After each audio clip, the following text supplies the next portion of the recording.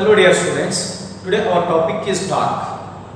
So for translatory motion, how force is required? Let us see. This is one object, we are giving force. It will have in rotation, translatory motion. This is translatory motion. Similarly, for rotational motion, apart from the force, something is required. That topic we will have in discussion. In exam point of view also I will cover all the models. Please try to sustain. Suppose for example this is one object. It is hitched. It cannot move like this. Suppose for example a force F is acting on the body. Can it have turning effect? Can it have turning effect? I think there is no turning effect. You can understand. If the force is acting on the body, can it get turning effect? So if you can give the force here, you will get turning effect. So my concept, if the same force is acting here, after some distance from this point, after some distance the force is acting, can it be rotational motion? Yes, there is turning effect. Understand? There is turning effect. So this turning effect can be obtained by the force has to be applied after certain distance from this point. Am I right or wrong? I think you can agree with this. So this R is not present here, so that it doesn't have turning effect. If you can apply the force after some distance, then you can get the turning effect. This is first discussion. Now, okay, force is required, apart from the distance is also equally required. We can get the conclusion. Now, suppose for example, if the force is acting after some distance, I will agree with you, I don't want to apply the force here. I am applying the force after some distance. Can you get the turning effect?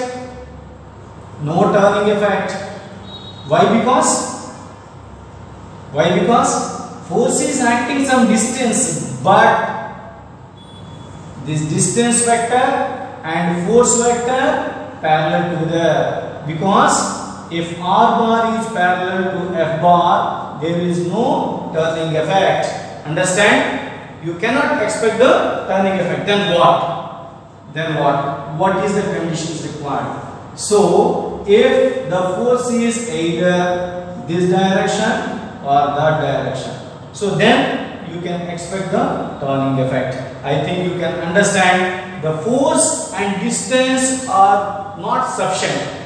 Distance is required, force is required, they should be perpendicular. That means it should not be parallel to each other. Understand or not? So this case you don't get turning effect, this case you will get the turning effect. So turning effect, either the force or perpendicular component of the force has to be acting after some distance, then you can get the turning effect. I think you can understand, right?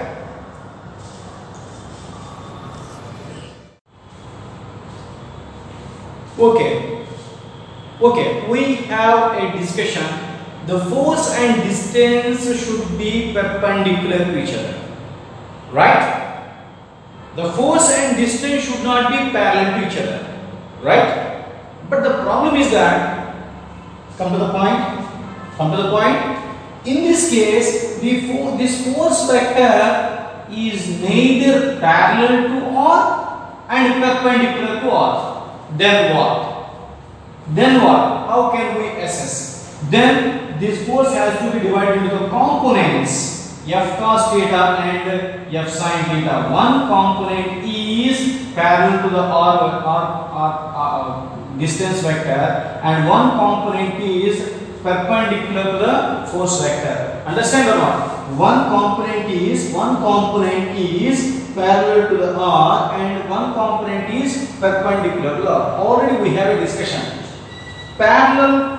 The force or force component parallel to the distance vector cannot produce the torque.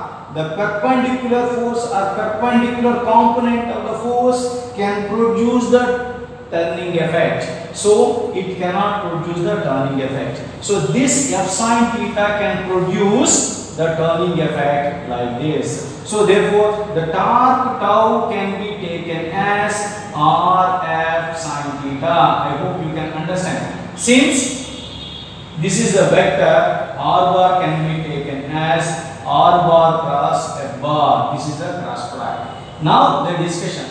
Is it a vector? We kept some arrow on that. Is it a vector or not? If it is a vector, can we show ijk? Yes, there is a big discussion. Suppose for example, if a body is, a force is acting on the body.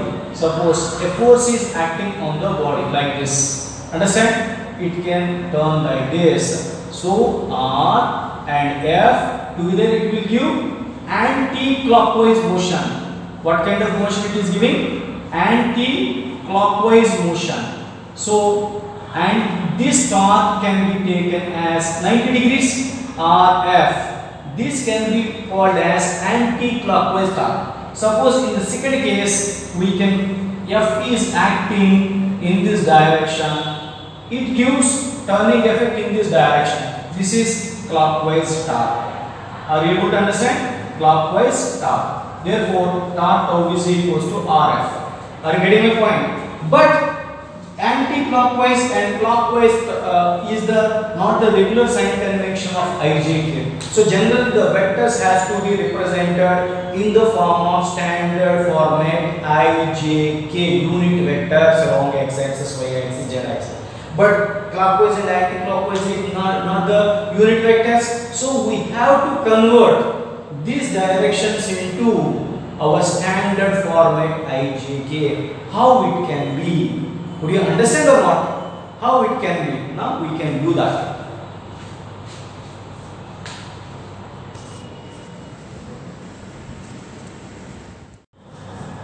See, torque tau is equals to R bar cross F bar. This is the cross product of distance vector and force vector. I think you can understand. It is the cross product of R bar cross distance vector and force vector. I think you can understand. So then how can you find A bar cross B bar, the direction of A bar cross B bar? So RF sin 90 sin theta we can assess, but A bar cross B bar, how you can do that? Suppose if you can compare with A bar cross B bar, how can represent A bar cross B bar?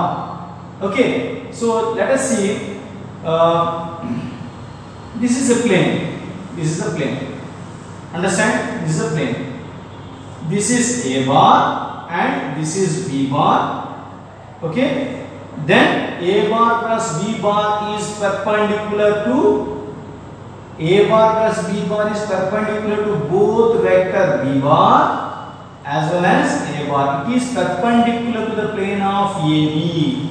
Am I right? Similarly, the torque is perpendicular to the plane of RF. So, for our convenience, for understanding, put your palm at the first vector and turn towards the second vector. This is the indication of A bar plus B bar. For our convenience, we have shown like this.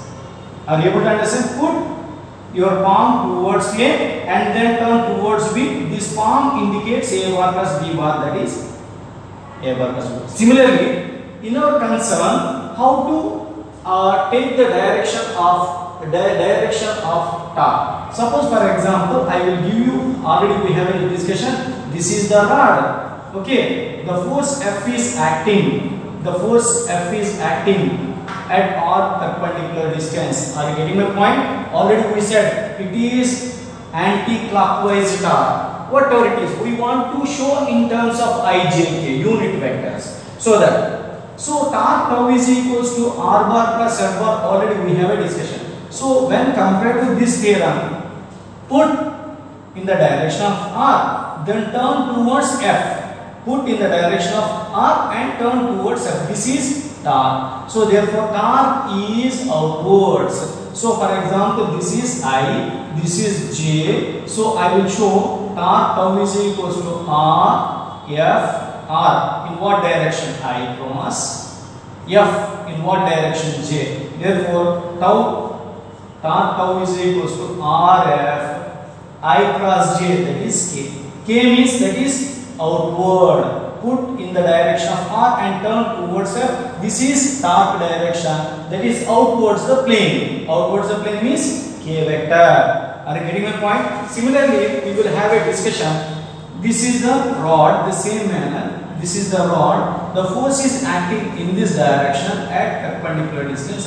Is it clockwise torque or anti-clockwise torque? This will have anti-clockwise clockwise motion. At the moment, put your palm R and turn towards F. This is turn towards F. Then you will get the torque. Therefore, torque tau is equals to R I F minus J beta R bar cross F bar, that is equals to torque tau is equals to R I F minus J. Therefore, you will get the torque tau is equals to RF minus K. Minus K means what?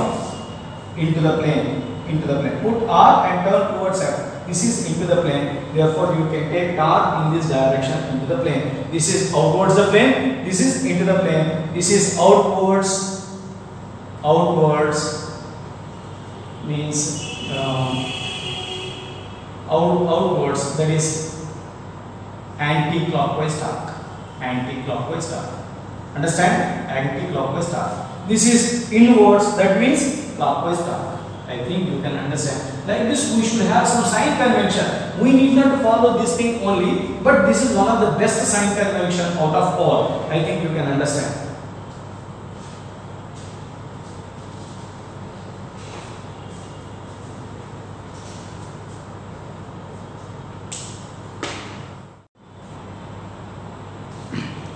Come to the point.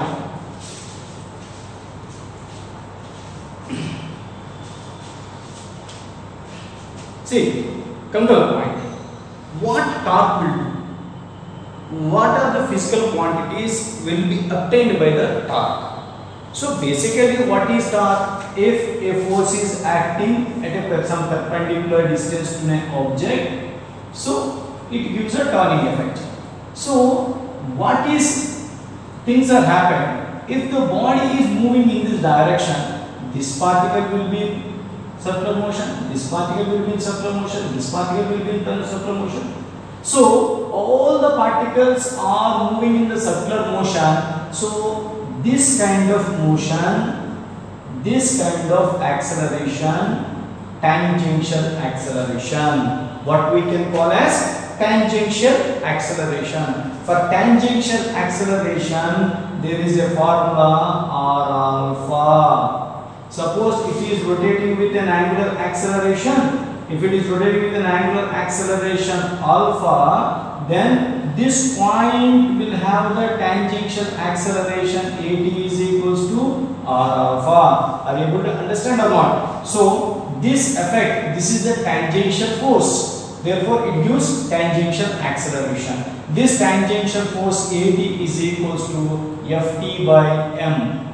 Are you able to understand? So this thing you have to follow clearly. So now, what are the equations we will follow regarding equations? One, already you learned tau is equals to Rf. Understand? Since R and Ft are perpendicular, what is happened? It will give turning effect. So tau is equals to Rf m dv by dt.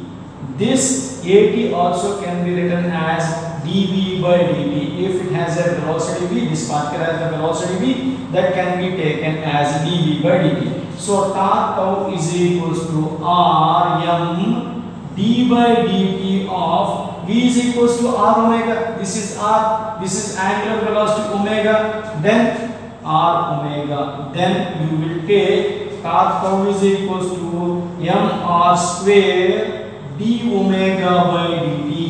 So for a particle, if you think this is the particle, its moment of inertia is mr square, I, and d omega by dt, rate of change of angular speed. D omega by dt means what? Rate of change of angular speed, that is angular acceleration. Tau is equals to I alpha. So either you have to follow torque tau is equals to R bar plus F bar, or otherwise torque gives the turning effect. So every particle will be in circular motion. Circular motion will have angular velocity omega, angular acceleration alpha. For the angular acceleration,